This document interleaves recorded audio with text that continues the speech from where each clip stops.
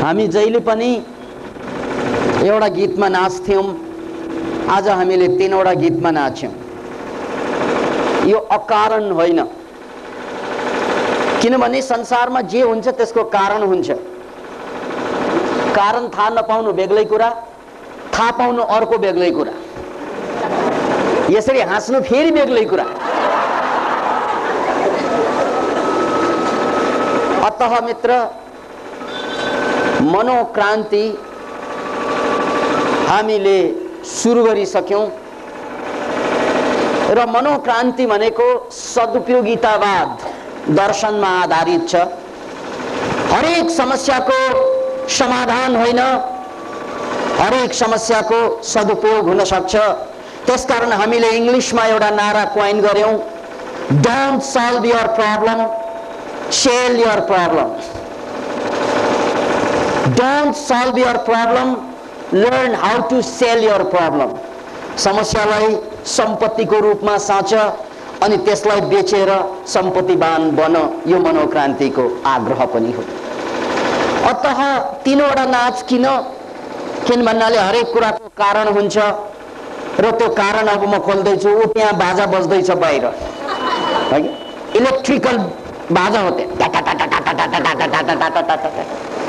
यो बाजाले हामीलाई पटक पटक डिस्टर्ब गरिरहेको होला, अहिले पनि कतिलाई डिस्टर्ब गरिरहेकै छ।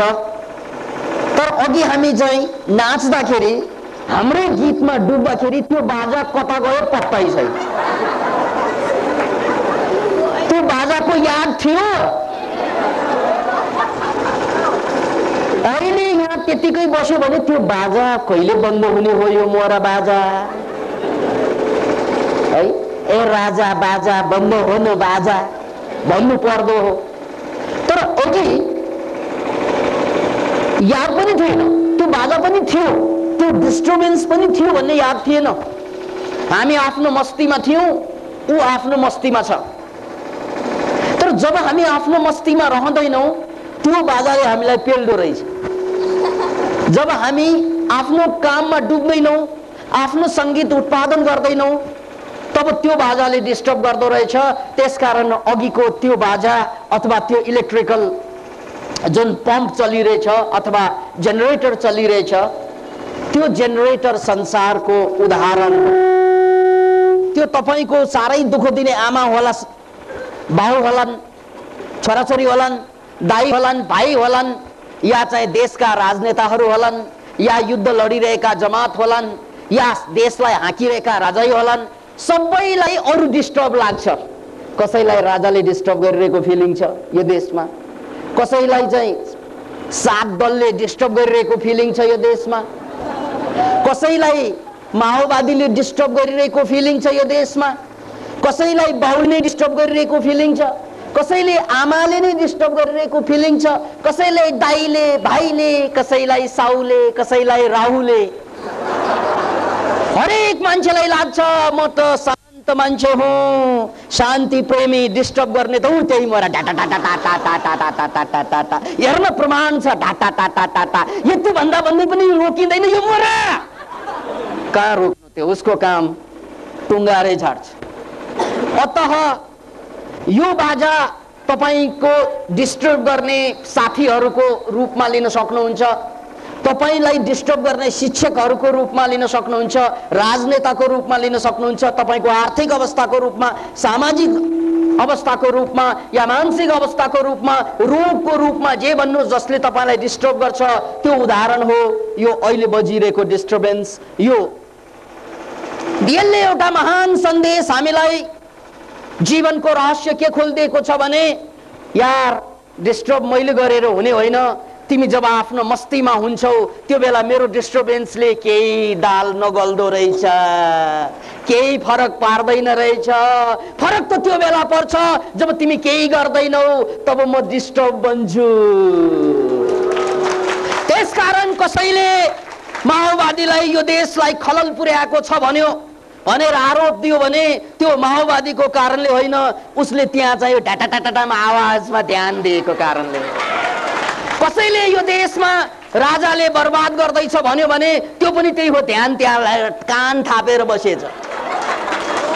कसैले साथ पार्टीले भन्यो भने पनि त्यही समस्या हो। त्यसकारण दुनियाँमा कसैले कसैलाई डिस्टर्ब गर्न सक्दैन। डिस्टर्ब त आफैले आफूलाई गर्ने कुरा हो।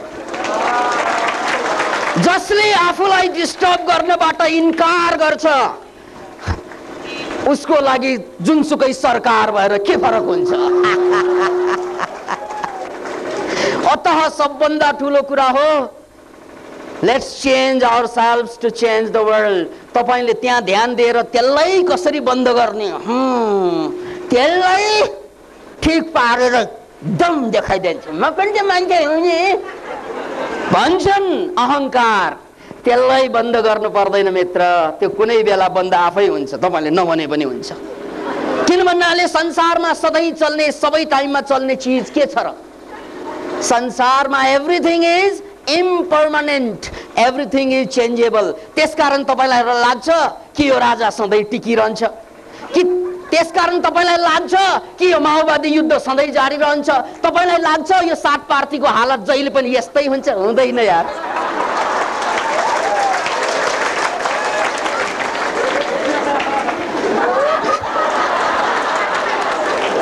कतिले त्यहाँ बाहिरबाट पनि सुनिरह्यो होला, के थाहा।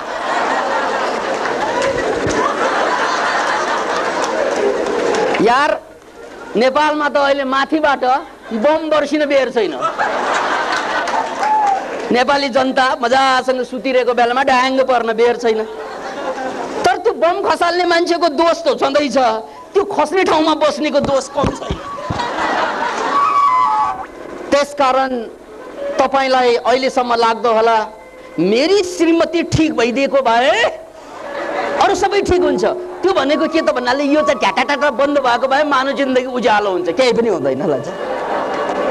यो ट्याटाटाटा यहाँ छ अहिले, त्यो नहुँदाखेरि आफ्नै मनमा ट्याटाटाटा हुन्छ।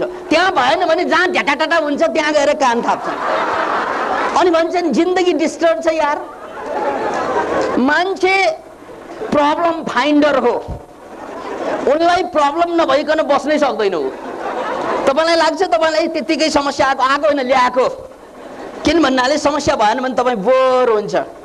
त्यो बोरडम फाल्नको लागि समस्या ल्याउनुहुन्छ तपाईले।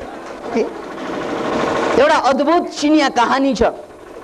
एकजना मान्छेले कस्तो त भन्नाले जुत्ता लाउँथ्यो, एकदम च्याप्ने, त्यो जुत्ताले फोका फोका उठिसक्यो तै पनि छोड्दैन उसले। अनि जुन दिनमा त्यो जुत्ता फाटिन्छ नि, अनि त्यही दिनमा सार्की कहाँ गएर के भन्छन्, मलाई मेरो खुट्टाको साइज नाप, त्यो भन्दा 1 इंच सानो जुत्ता बना।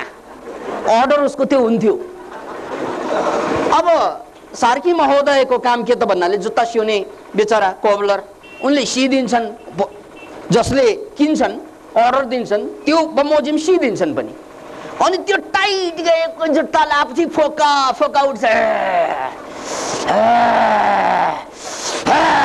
गरेर हिँड्छन्। उनका सबै साथीभाइले भने यार के भइरहेछ तँलाई? पोलिरहेछ यार, पोलिरहेछ, हेर्न फोका उठिरहेको, फोका। सबैलाई फोका देखाएर हिँड्छौ, फोका।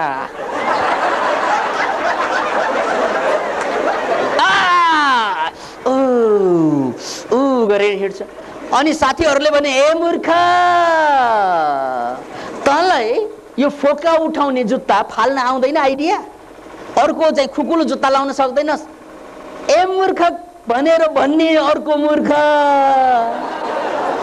मेरो चलाखी त मूर्खलाई के थाहा? यार मैले त्यत्तिकै लाएको हुँ र त्यत्तिकै मैले त्यो कसिने जुत्ता लाउँछु र मेरो काम त्यो कसिने जुत्ता लाउनु त्यत्तिकै हो र तँलाई के थाहा मेरो जीवनको व्यथा? तँलाई के थाहा मेरो कथा? मेरो घरमा मेरी श्रीमती कचकच गर्छन्, छोराछोरी कचकच गर्छन्, मेरो आजुबाजुका कोही पनि मान्छे छरछिमेकहरू ठीक छैनन्, अफिसमा यस्तै, जहाँ गए पनि दिक्क लाग्छ, पीडा लाग्छ, जहाँ गए पनि म पेलिन्छु, जहाँ गए पनि म दुखी हुन्छु। यो सारा दुःखको कारणले गर्दा मैले टाइट जुत्ता लाएर उनीहरूको दुःख बिर्सनको लागि यहाँहरूको दुःख चाहिँ थापेको हुँ। किन भन्नाले यस्तो टाइट लाएन भने ध्यान त्यहाँ जान्छ। श्रीमतीले यस्तो भनिन्, छोराछोरीले यस्तो गर्छन्, छोरीले यो बदनाम गरिन्, फास्ट फरवर्ड के हुन्छ के हुन्छ। त्यसकारण मैले एक इंच सानो जुत्ता लाएर ठुलो चलाकी गरेको क्या। फोका उठ्छ दुख्छ तर मेरो ध्यान जम्मै मेरो खुट्टामा मात्र हुन्छ दुखेको कारणले गर्दा।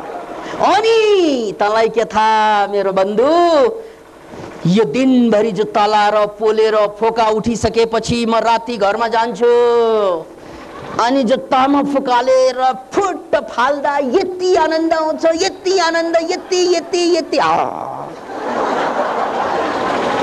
बस त्यो आनन्दको कुरा तँलाई के थाहा। मैले यो जुत्ता लाउनुको कारण त्यही आनन्दको कारणले हो। मलाई जिन्दगीमा आनन्द दिने केही चीज रहेन यहाँ, म जहाँबाट पनि दुखै पाउँछु। त्यसकारण जुत्ताबाट दुख त पाउँछु तर लास्टमा फुकाल्दाखेरि गजबको आनन्द आउँछ। त्यसकारण मैले यस्तो जुत्ता लाएको भनेर भने। अनि उनलाई मूर्ख भन्ने मान्छेले पनि सोचे त्यो कुन सार्की जसले तेरो जुत्ता सिथ्यो। किन भन्नाले हाम्रो जीवनमा पनि कम छ त्यस्तो दुःख। अब तपाईलाई लाग्दो होला त्यो सार्की को हो, त्यो कोही होइन, त्यो मै हो त्यो सार्की। ल जा, यदि तपाईलाई त्यस्तो कसिएको जुत्ता आवश्यक छ भने गोदावरी म्याट्रिक्समा आउनुहोस्।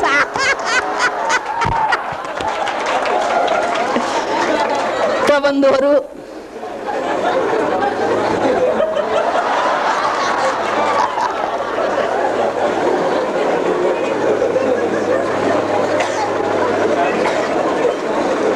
त्यसकारण आज हामीले 3 वटा डान्स प्रयोग गर्यौं। किन गर्यौं त भन्नाले जब ध्यान हाम्रो आफूतिर आउँछ, जब हामी आफ्नो संगीत आफै उत्पादन गर्छौं, हामी नाच्न थाल्छौं या आफूमा डुब्न थाल्छौं, त्यो बेला संसारको हैसियत छैन हामीलाई दुखी बनाउने, हामीलाई पीडित बनाउने, हामीलाई शोषण गर्ने, हामीलाई अन्याय गर्ने, हामीलाई अत्याचार गर्ने, हामीलाई बर्बाद गर्ने त हैसियत संसारको त्यो दिनमा बन्द हुनेछ जुन दिनमा हामी आफूमा डुब्न सक्नेछौं। त्यसैले जीवनको सबभन्दा ठूलो पाठ, सबभन्दा ठूलो शिक्षा भनेको आफूमा डुब्न सिक्नु।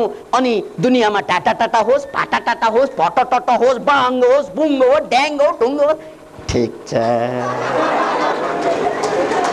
केही फरक पार्दैन तेरा, यसले केही फरक पार्दैन। किन भन्नाले म आफूमा डुब्न सिकेँ।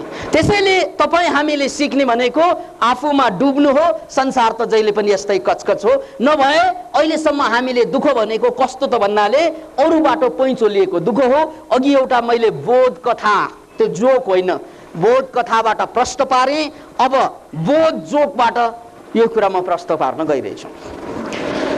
एकजना मान्छे कस्तो त भन्नाले पुलिस स्टेशनमा फोन गर्छन्, इन्स्पेक्टर साहब, हाम्रो घर अगाडि एक जोडाले साह्रै अश्लील काम दिनदिनै गरिरहेछ, दिउँसै अश्लील हरकतमा फसेछ, त्यसकारण हामीलाई साह्रै डिस्टर्ब भयो।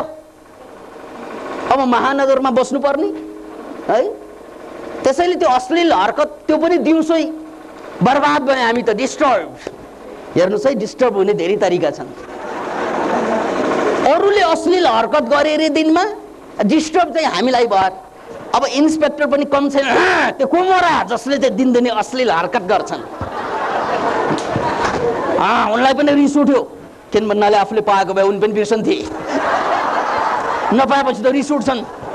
म ठिक पार्छु, कसरी गर्दो रहेछ त्यो पनि हेरौँ। अर्को उत्सुकता, इन्स्पेक्टरले भने म तुरन्त आएँ, ल जा। किन भन्नाले यस्तो मौका कहाँ छोड्नुहुन्छ। इन्स्पेक्टर साहब त्यहाँ तत्काल हाजिर, तत्काल हाजिर भयो। अनि छरछिमेक भने यसरी कौशीमा गएर हेरे, यसरी हेरे, कोही पनि देखिएन, कोही पनि देखिएन, कोही पनि देखिएन। अन्त रिस पनि उठ्यो इन्स्पेक्टरलाई, ए भाइ, फोन गरेर अश्लील हरकत चाहिँ छरछिमेकमा छ भनेर बोलाउने मलाई, खै त म त केही पनि देख्दिनँ भने। ल इन्स्पेक्टर साहब, तपाईँ यहाँ बसेर देखिन्छ र, खै म्याच ल्या भनेर लामो म्याच ल्याए। हाइट, ल यसमाथि चढ्नु, टा टा टा चढ।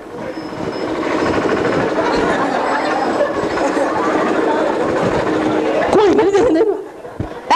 के भन्नुभएको तपाईँले? देखिँदैन भने हे त्यसरी देखिन्छ र इन्सपेक्टर साहब? न यो दूरबीन, न दूरबीन यसरी हेर्नु। टाढा पहाडको टुप्पोमा भर्खर हनीमुन मनाइरहेको जोडीलाई देखेछ यार। अब के भन्छन् भन्नाले डिस्टर्ब भयो रे। मान्छेलाई डिस्टर्ब हुने तरिका, यु फिल डिस्टर्ब हो कि? बाउले डिस्टर्ब भन्नु यही कुरा हो।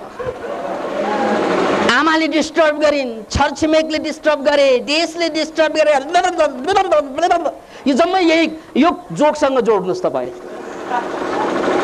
Nobody disturbs you until you allow. तपाईले एलाउ नगरेसम्म डिस्टर्ब कसले पनि गर्दैन। तपाईको अगाडि अश्लील हरकत भए साक्ष्य। अतः तपाईलाई बर्बाद गर्ने, डिस्टर्ब गर्ने या सिद्ध्याउने यो धरतीमा एउटै मात्र मान्छे जन्मेको छ, त्यो तपाईँ आफै हो। किनभने तपाईलाई आबाद गर्ने पनि यो धरतीमा एउटै मात्र मान्छे जन्मेको हो, त्यो पनि तपाईँ नै हो। त्यसकारण तपाईलाई आबाद गर्ने, तपाईलाई उठाउने हो कि तपाईलाई बर्बाद गर्ने, तपाईसँग चाहिँ जिन्दगी बिताउने हो, त्यो चोइस पनि तपाईकै हो।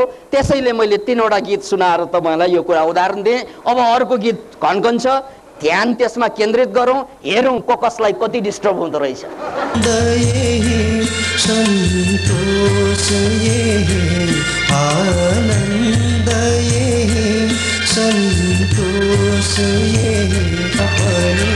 मनै छैन कहीँ, सन्तोष मनभित्र पनि मनै छैन कहीँ। घरबार कता, संसार कता, घरबार कता,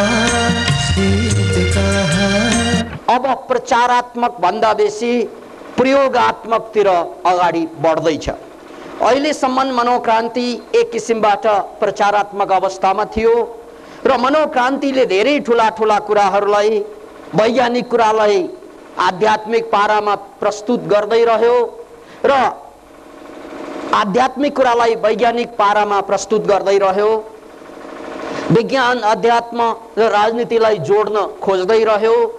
मान्छेलाई हेल्थी, ह्याप्पी र क्रिएटिभ बनाउने एउटा वैज्ञानिक तरिका र आध्यात्मिक तरिकाको निर्देशन गर्दै रह्यो। तर यति सबैको बावजुद पनि यो एउटा प्रचारात्मक अवस्थामा नै रह्यो। किन भन्नाले यसको संगठनात्मक स्वरूप निर्माण हुन बाँकी नै थियो र यसको यस्तो थलो जहाँ वैज्ञानिकहरूले कुनै पनि कुरालाई रूपान्तरण गर्नको लागि, चेन्ज गर्नको लागि एउटा ल्याबोरेटरी खोज्छन्, प्रयोगशाला खोज्छन्। त्यस्तो प्रयोगशाला हामीसँग नभएको, भइ नसकेको अवस्था रहेको कारणले गर्दा मनोक्रान्तिलाई हामीले एउटा उचाइसम्म पुर्याउने समय पर्खिरहेकै थियौँ र यही क्रममा हामीले बल्ल आएर अहिले गोदावरीमा मनोक्रान्ति म्याट्रिक्सको अवधारणा सुरु गरेका छौँ, जहाँ हामी सबै मान्छेहरू आफ्नो गुण लिएर जन्मेका हुन्छन्। त्यो गुणलाई प्रस्तुत नगर्ने हो, प्रकट नगर्ने हो भने त्यो नुनको भाउ भन्दा पनि जीवनको भाउ कमजोर भएर नुनको भाउमा जीवन बेच्न बाध्य हुन्छन् मान्छेहरू। संसारमा गुण जसको जाग्दैनन् उनीहरूको मूल्य नुन भन्दा घट्छन्, याद राख्नुहोस्। पुनः एकपल्ट जसले आफूले जन्मजात बोकेर आएको गुणलाई प्रकट गर्न सक्दैनन् उनीहरूको जीवनको भाउ नुन भन्दा पनि कमजोर हुन्छ। यदि गुण प्रकट भयो भने उनको भाउ सुन भन्दा पनि माथि उठ्छ, याद। अतः मूल कुरा गुण हो। तपाईले बजारमा हिँड्दा, बाटोमा हिँड्दा ढुङ्गा भेटिनुहुन्छ, यो ढुङ्गा भनेर चिन्नुहुन्छ। तर कुनै कलाकार, कुनै मूर्तिकार त्यही बाटोमा हिँड्दा कुनै ढुङ्गामा ठेस लाग्यो भने उसले त्यहाँ ढुङ्गा देख्दैन, उसले त्यहाँ सुन्दर मूर्ति देख्छ। बस, हरेक ढुङ्गा मूर्ति बन्न सक्छ, त्यसमा शङ्का नगर्दा हुन्छ। तर कलाकारको हातमा, शिल्पकारको हातमा र मूर्तिकारको हातमा मात्रै ढुङ्गाले सास फेर्न थाल्छ। ढुङ्गा पूजित हुन्छ। याद राख्नुहोस्, जब मूर्तिकारले त्यसलाई सुन्दर रूप दिन थाल्छ तब मात्रै त्यो ढुङ्गाको इज्जत रहन्छ, ढुङ्गाको सार्थकता प्रकट हुन्छ। त्यस्तै हामी जम्मै पनि त्यस्तै ढुङ्गा हौं, जुङ्गा पलाएर के गर्नु? हामी जम्मै ढुङ्गै हौं, जुङ्गा पलाएर केही फरक हुँदैन, कपाल बाटी कोरी गरेर केही फरक हुँदैन। फरक त त्यो बेला हुन्छ जब यो ढुङ्गालाई सुन्दर मूर्तिमा ढाल्न सक्छौं, जब यो ढुङ्गालाई हामीले छेना र हथौडा लिएर, ह्यामर र चिजल लिएर ड्वाङ ड्वाङ निर्ममताका साथ ठोक्न सक्छौं। यो ठोक मरलाई ड्याङ के ड्याङ, ड्याङ के ड्याङ। जब हामीमा त्यो ठोक्ने कला आउँछ, जब हामीमा त्यो ठोकाउने साहस आउँछ, ठोकाउने साहस र ठोक्ने कला, यो दुईवटा कुरा आउँछ, अनि त हामी जम्मैको गुण सुनको भन्दा पनि माथिल्लो गुण प्रकट हुन थाल्छ। यसकारण हामीले मनोक्रान्तिको अबको चरण भनेको पहिलो चरण प्रचारात्मक चरण पार भएर हामी अब प्रयोगात्मक चरणमा छौं र त्यो प्रयोगात्मक चरणको लागि नै हामीले गोदावरीमा मनोक्रान्ति म्याट्रिक्सको बीजारोपण गरेका छौं। र त्यसमा हामीले त्यस्ता युवाहरू जो आफ्नो जिन्दगीलाई बदलेर यो देश र मानव जातिको कल्याण गर्न चाहन्छन्, उनीहरूको लागि ढोका खुला गरेका छौं। जहाँ हामीले 5 वर्षको योजना अगाडि सारेका छौं। 5 वर्षभित्र तपाईले आफू जन्मनुको सार्थकता खोज्नको लागि, तपाई एउटा प्रखर वक्ता बन्नको लागि, तपाई एउटा प्रखर कलाकार बन्नको लागि, एउटा प्रखर आध्यात्मिक व्यक्तित्व बन्नको लागि, एउटा प्रखर दार्शनिक बन्नको लागि, तपाई एउटा प्रखर, अर्को शब्दमा भन्नु पर्दा वास्तविक अर्थमा मान्छे बन्नको लागि हामीले एउटा योजना अगाडि सकेका छौं। र यही योजना अनुरूप हामीले 5 वर्ष यदि कोही साथीहरू, कोही मान्छेहरू, कोही व्यक्तिहरू तयार हुनुहुन्छ, तयार शब्दबाट होइन वास्तविक रूपमा, अनि तपाईले प्रश्न उठाउँदो हो कि वास्तविक तयारी भनेको के नि? वास्तविक तयारी भनेको निर्विकल्प तयारी। म यो चीज पाए बाँच्ने, नपा खुत्रुक्कै मर्ने, त्यो हो तयारी। त्यसलाई संस्कृतमा प्यासलाई अभिप्सा, याद राख्नुस्, तृष्णा पनि शब्द हो संस्कृतकै, अभिप्सा पनि शब्द हो संस्कृतकै। तृष्णा भनेको प्यास, अभिप्सा भनेको पनि प्यास, तर तृष्णा भनेको कमजोर प्यास। प्यास त लागेको हो, तर अहिलेलाई सिनेमा हेरौँ न।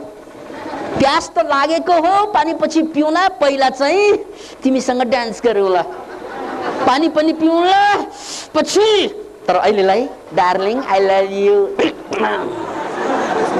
यो प्यास भयो। प्यास त हो, तर पोस्टपोनमेन्ट गर्न मिल्न प्यास, यो प्यास। अभिप्सा, याद राख्नुहोस् यो शब्द अभिप्सा, यो यस्तो प्यास हो, त्यो चीज पाए बाँच्छु, नपाए यो चोलालाई, यो झोला जस्तै तल झारेर मर्छु। मलाई जीवन भन्दा प्रीतिकर छ, जीवन भन्दा पनि यो शरीरको जीवन भन्दा पनि म माथि ठान्छु मेरो प्यासलाई, मेरो अभिप्सालाई। त्यसकारण जब प्यास परिपक्व बन्छ, जब प्यासले विकल्प छोड्छ, वास्तविक रूपमा धेरैपल्ट भनेको उदाहरण हो यो कि प्यास लाग्दाखेरि पानी पाए बाँच्न सक्छ मान्छे, अरू पाए मरेर जान्छ मान्छे। पानीको कुनै विकल्प हुँदैन। If there is water I will survive or else I will die. पानी छ त बाँचौँला, नभए त मरौँला। और त्यसैलाई वास्तविक अर्थमा अभिप्सा भनिन्छ। यदि तपाईमा प्यास मात्रै हो भने काम चल्दैन। यो प्यासले, यो प्यास मात्रै हो भने यो चाहिँ एक्सचेन्ज गर्न सक्ने कि प्यास त लाग्यो, एकछिन प्यास चाहिँ मेटाउँला, अहिले पैसा कमाउँला। प्यास त लाग्यो गर्छन् नि मान्छेले, यो प्यासको कुनै अर्थ छैन। अभिप्सा, इंग्लिशमा यो अभिप्सालाई बर्निङ डिजायर शब्द छ, फ्रेज छ, बर्निङ डिजायर।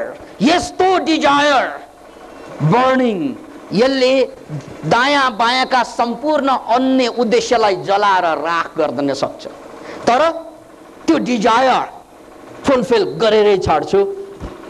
मरेर भए पनि मेटिएर भए पनि म आफ्नो इच्छालाई लेखेरै छाड्छु।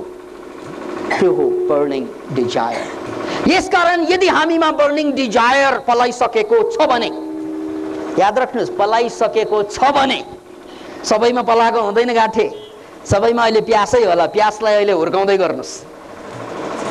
प्यासलाई तबसम्म हुर्काउनु जबसम्म त्यो डिजायर, बर्निङ डिजायर बन्दैनन्, अभिप्सा बन्दैनन्। अन्यथा यो प्यास, चान्चुने प्यास पर्यो भने के हुन्छ, एउटा जोकबाट प्रश्न गर्न चाहन्छु म। संसारको सबभन्दा प्रसिद्ध वेश्याहरूमा पेरिसको वेश्या, युरोपमा सबभन्दा नामी गिरामी वेश्या पेरिसको मानिन्छ। एकचोटि पेरिसकी एकजना वेश्या पोपको नगर भेटिकन पुगेछ। अब पोपको नगरमा त खाली बाइबलको कुरा र क्रिस्चियनिटीको कुरा मात्रै बाहुल्य रहन्छ। वेश्या एयरपोर्टबाट ओर्लिन, बाहिर आएर यसरी हेर्छन् होर्डिङ बोर्ड, पुस्तक विमोचन कार्यक्रम, संसारलाई बदल्नु छ, सुरु आफैबाट गर्नु छ। त्यो लेखेको थिएन। त्यहाँ के लेखेको थियो भने यस्तै होर्डिङ बोर्डमा, यदि तपाईँ जिन्दगी भरको पापबाट अगाइसक्नु भएको भए, अघि मैले भने जस्तै, यदि तपाईँ बर्निङ डिजायरमा लागिसक्नु भएको भए भने जस्तै, त्यहाँ होर्डिङ बोर्डमा के थियो त भन्नाले, यदि तपाईँ संसारको सम्पूर्ण पाप गरी गरी गरी गरी अगाइसक्नु भएको भए यो फोन नम्बर भनेर दिएको रहेछ। यो फोन नम्बरमा फोन गर्नु। त्यो फोन नम्बर कहाँको? चर्चको। हामी तपाईलाई नयाँ जिन्दगी दिन्छौँ। पेरिसको वेश्या जिन्दगीभर त पापै गरेको, जिन्दगीभर उसले पापै गरेको, एक किसिमबाट सामाजिक हिसाबले हो यो, दार्शनिक हिसाबले होइन। दार्शनिक हिसाबले पाप नै साफ, सबै साफ। ओके, यो दार्शनिक कुरा होइन, यो सामाजिक कुरा। जिन्दगीभर उसले पाप गरेको, मैले यो इन्भर्टेड कमामा हालेको पापलाई, वेश्याले जिन्दगीभर पाप गरेकी टक्क अरे यदि तपाईँ जिन्दगीभर पाप गरेर अगाइसक्नु भएको भए फोन नम्बर भनेर दिएको रहेछ। अनि त्यो वेश्याले आफ्नो गोजी छाम्छन्, आफ्नो ब्यागबाट एउटा लिपस्टिक झिक्छन्, लिपस्टिक टाक्क झिक्छन्, रातो लिपस्टिक। तल गएर के लेख्छन् भने, यदि अझै अगाइसक्नु भएको छैन भने, यदि अझै पापबाट अगाइसक्नु भएको छैन भने यो फोन नम्बर भने आफ्नो फोन नम्बर लेख्नु।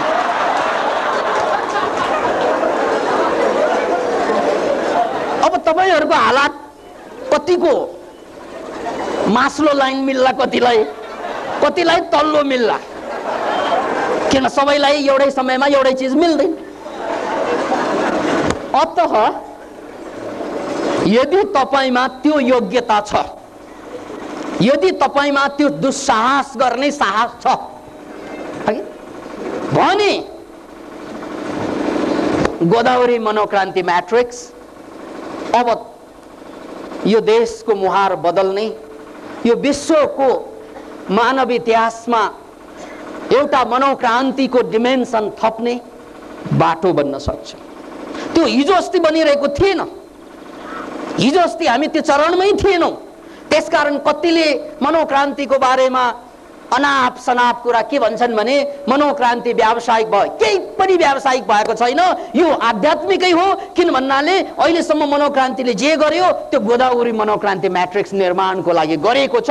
त्यसकारण यसमा व्यावसायिकता केही पनि छैन, यो जम्मै आध्यात्मिकता हो। व्यावसायिकता भनेको कुनै एकजना व्यक्तिलाई पृष्ठपोषण गर्ने, कुनै एउटा कम्पनीको मालिकलाई धनी बनाउने कामलाई व्यावसायिकता भनिन्छ। यो त्यस्तो अभियान होइन। त्यसकारण कसैले नबुझिरहेको छ भने गोदावरी मैट्रिक्समा आएर चाहिँ आँखा फाडेर हेर्न सक्नुहुन्छ।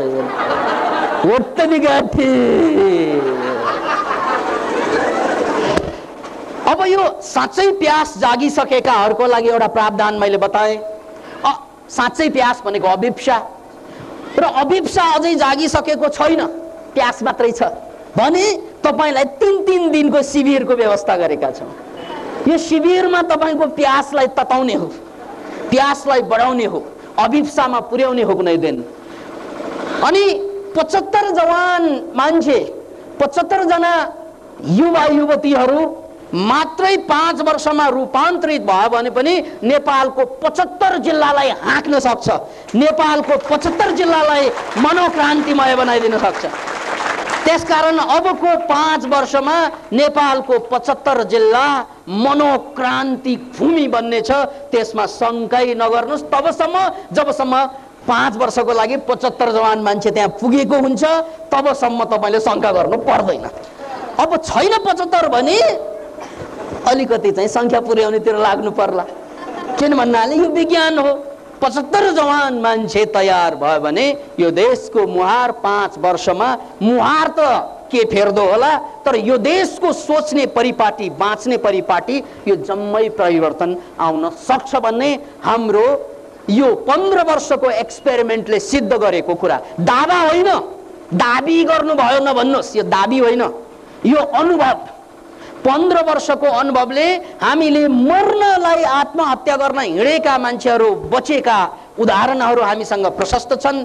डिप्रेसन भएर सिद्धियो भन्ने मान्छेहरूले रोगले गाजेर अब प्यारालाइसिस भयो भनेर जीवनलाई निराश तुल्याएर बसेका मान्छे अहिले मनोक्रान्तिलाई संसारभर फैलाउनुमा लागिरहेका छन्। मैले भनिहालेँ, नवितानन्द त्यस्तो व्यक्तित्व हुनुहुन्छ जो भारतमा अहिले मनोक्रान्तिलाई फैलाउँदै गरेकी एकजना नेपाली चेलीबेटी, जो कुनै बेलामा रोगले जर्जर भएर ग्रस्त भएर कि अब चाहिँ खुन्जिने हो, अब प्यारालाइसिस हुने हो कि भन्ने शङ्कामा रहेको व्यक्ति अहिले भारतमा मनोक्रान्तिलाई हाँकिरहेका छन्। त्यस्तै ठिमीको त्यो बहिनी सुजिता प्रजापतिको कुरा मैले धेरैपल्ट गरेँ, जसले मनोक्रान्तिलाई मालदिप्समा शानदारसँग प्रस्तुत गर्दै हुनुहुन्छ। उहाँहरू भनेको एकाध व्यक्तिहरू मात्रै हाम्रो यस्ता नमुना भए। अब हामीले यस्ता व्यक्तिहरू त्योभन्दा पनि 100 गुणा शक्तिशाली, 100 गुणा गुणी व्यक्तिहरू पनि तयार गर्न सक्छौँ। किन भन्नाले उहाँहरू भनेको सेल्फ मेड हो, हाम्रो इसारा र उहाँहरूले आफूलाई बनाउनु भएको हो। अब हाम्रो इसारा मात्र होइन, हाम्रो योजना, हाम्रो संरक्षण र हाम्रो हातेमालोमा यस्ता व्यक्तित्वहरूको निर्माण गर्ने यो नेपालको महायोग्य, यो एउटा एक किसिमबाट महायोग्य हो जो आफूलाई बदल्ने योग्य हो। त्यसको चरण हामीले सगौरवका साथ प्रस्तुत गरिसकेका छौँ। अब तपाईहरूले आफूलाई तयार पार्ने बेला आएको छ। त बन्धुहरू, यो मनोक्रान्ति म्याट्रिक्स, त्यसकारण हामीले अहिलेसम्म चाहिँ जुन गर्दै आएको त्यो कुरामा अलिकति फेरबदल गरेका छौँ, अलिकति त्यसमा परिमार्जन के ल्याएका छौँ भने अहिलेसम्म हामीरा क्लासहरू जुन चल्थे अब क्लासभन्दा शिविर बढी चल्छन् र त्यो शिविरमा 3 दिने, 5 दिने, 21 दिने या कुनै लामो शिविर पनि चल्न सक्छन्। र त्यो शिविरमा जो प्यास भएका साथीहरू आउन चाहनुहुन्छ उहाँहरूले निश्चित रकम तिरेर आउनु पर्दैन। उहाँहरूले आफ्नो श्रद्धा अनुसार, आफ्नो क्षमता अनुसार जति दिन सकिन्छ मनोक्रान्ति अभियानलाई दिने।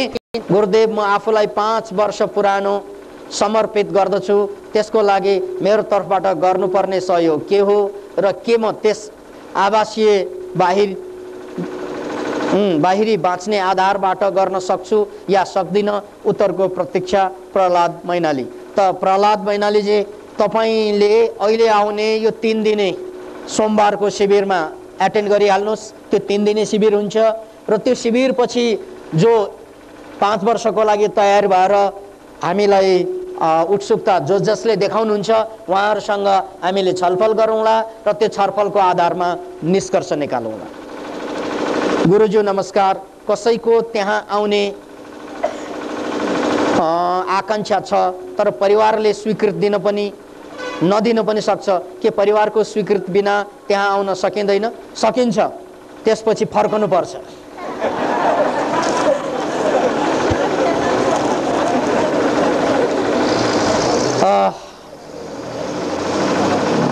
श्रद्धेय गुरुजीमा प्रणाम। सौभाग्यवश सहभागी बन्न पाउँदा जिज्ञासा राख्न गइरहेको छु। एक ओमकार सतनामको विवेचना गरिदिनु हुन अनुरोध गर्दछु। ओम महामन्त्रले मुक्तिको लागि। अब यो ओम ओम ओमको कुरा आयो। सिपी ढकाल, जनक प्रेम तिवारी भान्ज्याङ भोजपुर श्रद्धेय गुरुजीले यसको जवाब भर्सक HBC FM 94 मेगा हर्जको शुक्रबारको मनोक्रान्ति कार्यक्रममा गरिदिनु भए झनै आभारी हुने थिए। सम्भव भएन भने शनिबारको सार्वजनिक प्रवचनमा गरिदिनु होला।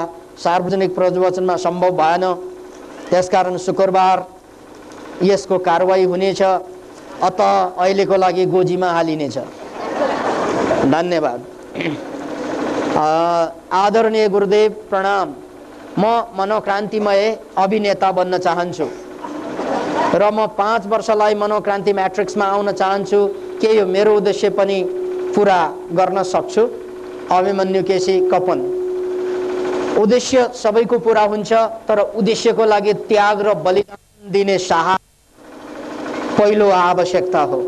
यदि तपाईमा त्याग र बलिदानको भावना छ, ओतप्रोत छ, तपाईको प्यास होइन यो अभिप्सा नै हो भने अवश्य सक्नुहुन्छ। आदरणीय गुरुज्यू नमस्कार। गुरुज्यू, म मनोक्रान्ति म्याट्रिक्समा आउन चाहन्छु। म सबै कुरा त्यागेर मनोक्रान्ति म्याट्रिक्समा संलग्न भएर आफूलाई बदल्न चाहन्छु। म यही वैशाखदेखि आउन चाहन्छु। यसमा गुरुको सुझाव चाहन्छु। उत्तम गुरुङ कुपनडोल। अब यो वैशाख किन कुर्नु भएको तपाईले? त्यसकारण प्यास अझै जागेको छैन क्या? अभिप्सा कहिले हुने है? त्यसकारण तपाईले जुन भावना व्यक्त गर्नुभयो त्यो भावनालाई हामी कदर गर्दै तपाई त्यसको लागि अहिले पात्र हुनुहुन्छ हुनुहुन्न आदि इत्यादि बुझ्नको लागि सोमबारदेखिको शिविरमा सामेल हुनुहोस्। गुरुज्यू, म प्रयोगात्मक विद्वान बन्ने मन पर्ने व्यक्ति हुँ, तर मेरो साथीहरू विकासानन्द अध्यात्मवादी हो भनेर विवाद गरिरहन्छन्। मैले कति सम्झाउँदा पनि खोजेँ, त्यसलाई यसबारे के भन्नुहुन्छ?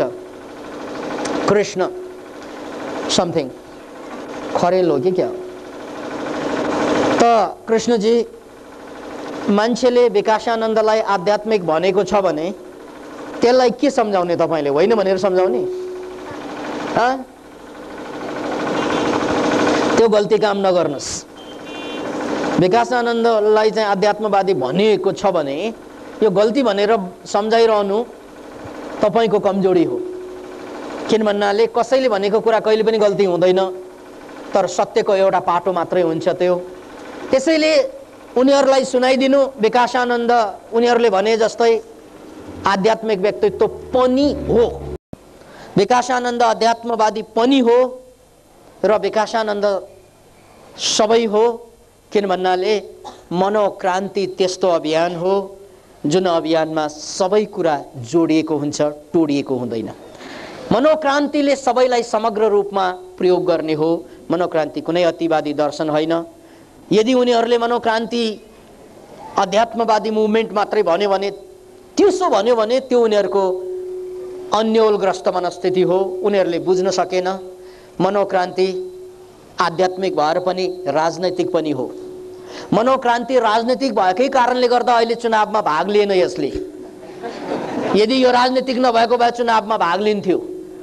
किन भन्नाले जसलाई राजनीतिको बारेमा बोध हुँदैन उनीहरूले मात्रै यसपालिको चुनावमा भाग लिँदैछन्। राजनीति जान्ने कसैले पनि यसपालिको चुनावमा भाग लिएको छैन।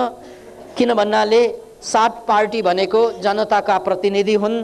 ती प्रतिनिधिहरूले शिरपाँच महाराज धिराज समक्ष देशको शान्तिको लागि रोड म्याप बनाएर यस्तो यस्तो गर्यो भने हामी र माओवादी सहित सम्झौतामा आउँछौँ र त्यो सम्झौता भनेको गोलमेज कन्फरेन्स हुँदै संविधान सभाको मार्फतबाट हामी यस देशको सम्पूर्ण अहिलेको हत्या हिंसा बन्द गर्न चाहन्छौँ भनेर शिरपाँच महाराज धिराज समक्ष पार्टी र माओवादीले एउटा 12 बुँदे प्रस्ताव पेश गर्दा पनि यो प्रस्ताव, यो शान्तिको प्रस्तावलाई पन्छ्याएर युद्धको अन्योलग्रस्त जबरजस्ती चुनाव लादिने जुन काम भएको छ त्यो कामलाई नेपालको इतिहासले कसैलाई क्षमा गर्न सक्ने छैन।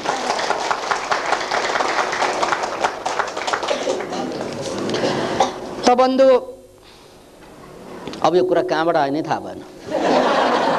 त्यसकारण विकासानन्द यदि आध्यात्मिक मात्र भएको भए एकचोटि भनिदिनुस् त्यसलाई, नेपालको कुन धार्मिक संस्था आध्यात्मिक संस्थाले संविधान सभाको बहस गरेको छ भन्नु सोध्नुस्।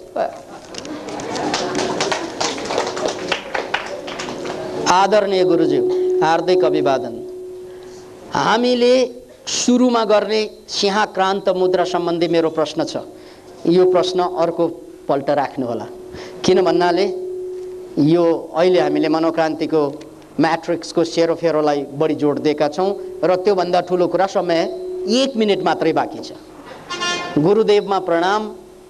तपाईले अहिले गर्नुभएको 75 जना वास्तविक मान्छे बनाउने आह्वान र ओशोले आफ्नो समयमा गर्नुभएको 100 जना बुद्ध पुरुष बनाउने आह्वानमा के भिन्नता छ? ओशो त्यस कार्यमा सफल भयो, जिज्ञासु शिष्य। त बन्धु, हामी एउटा कुरा के बुझ्नु पर्दछ भने हरेक महापुरुषहरू, हरेक सफल व्यक्तित्वहरू युगका प्रतिनिधित्व हुन्। उनीहरूले त्यो समयको प्रतिनिधित्व गर्ने हो। जुन समयमा जस्तो कुराको आवश्यकता छ त्यो कुरालाई घोषणा गर्ने हो उनीहरूले। त्यसैले ओशोले 100 जवान बुद्ध पुरुष बनाउने आह्वान भनेर तपाईले यहाँ लेख्नु भएको छ। त्यो ओशोको सम्पूर्ण उद्देश्य भनेको आध्यात्मिक मुक्तिको सेरोफेरोमा नै केन्द्रित रहेको कारणले गर्दा उहाँले त्यसो भन्नु ठुलो कुरा भएन, किन भन्नाले उहाँ विशुद्ध आध्यात्मिक मान्छे।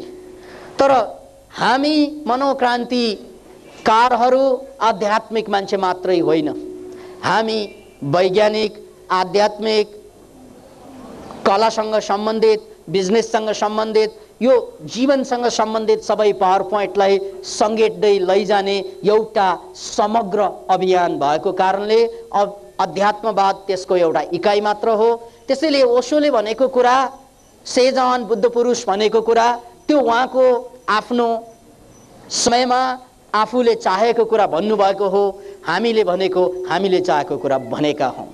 त्यसैले हाम्रो उद्देश्य बुद्ध पुरुष 75 जवान तयार पार्नु होइन। हाम्रो उद्देश्य भनेको तपाईँ जुन प्रतिभा लिएर जन्मनु भएको हो त्यो प्रतिभालाई पूर्णतया विकास गरिदिने हो र यो प्रतिभा त सबै मान्छेसँग छ, त्यही प्रतिभालाई उठाइदिने हो। चाहे त्यो आध्यात्मिक प्रतिभा हुन् या कलाकारको प्रतिभा हुन् या राजनीतिको प्रतिभा हुन्, तपाईँ कुनै न कुनै प्रतिभा लिएर जन्मनु भएको छ। त्यो प्रतिभालाई पूर्णतया विकास गर्ने र त्यो प्रक्रियाबाट गुज्रिसकेपछि तपाईँ बदल्न सक्नुहुनेछ।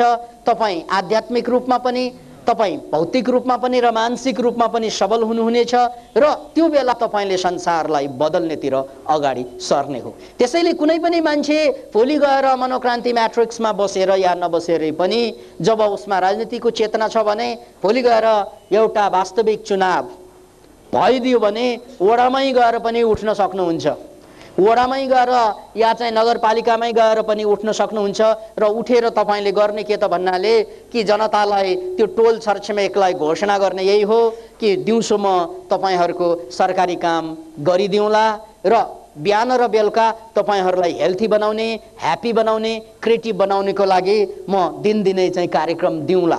त्यसकारण यो वडा कार्यालयलाई नै युज गरेर, यो नगरपालिकालाई नै युज गरेर हामीले त्यसलाई चाहिँ ध्यान केन्द्र या चाहिँ त्यसलाई चाहिँ प्राकृतिक उपचार केन्द्र या रेकी केन्द्र कोही जस्तै चाहिँ काम लिन सक्छौं र हामीले जनतालाई हेल्थी, ह्याप्पी, क्रिएटिभ बनाउनको लागि सरकारी स्रोत र साधनको प्रयोग गर्ने हो। हाम्रो उद्देश्य त क्लियर छ।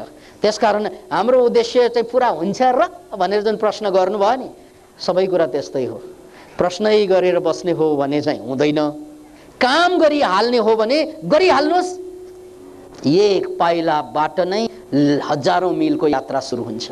अब पाइलै नसार्ने हो भने हजारौं मिलको यात्रा पनि स्थगन हुन्छ। त्यसकारण हामी त भन्छौं एक पाइला अघि सार धरती तिम्रै हुन्छ। हात उठाई चिच्याइ हाल, सम्पूर्ण यो नगरपालिका तपाईकै कब्जामा हुन्छ।